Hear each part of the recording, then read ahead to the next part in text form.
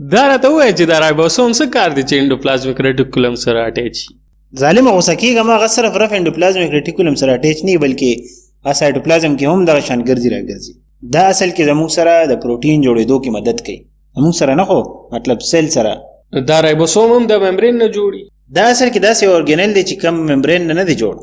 دا د رایبوسومل آر ان اے او د پروټینز نه جوړي او د دې دوه پارټس یو پارټ وړوکی یو غټي. خو یاد ساته چې دا واحد اورګینل دی چې کم دواړه په پروکیریوټیک سیلز کې او یوکیریوټیک سیلز کې موجود دي. خو فرق دی چې پروکیریوټیک سیلز کې دا لږ وړوکی او یوکیریوټیک سیلز کې دا غټي. خو دا خبره یاد ساته چې رایبوسوم یو داسې اورګینل دی چې کم د ممبرین نه دی جوړ شوی. د آر ان اے څه بلای؟ دا د ډي ان اے ترزوی دی کنه.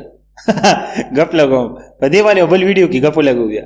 ګرانو کتونکو د سیل فیکټریانو ډیمونو او د حکومت وغیرہ باندې مخکې نور ویډیوز باندې خبره کو نو هغه لپاره زمونږ فیسبوک او یوټیوب چینل سبسکرایب کړئ او که څه مسله وي نو خامخا کمنټ کوئ او یا میسج کوئ.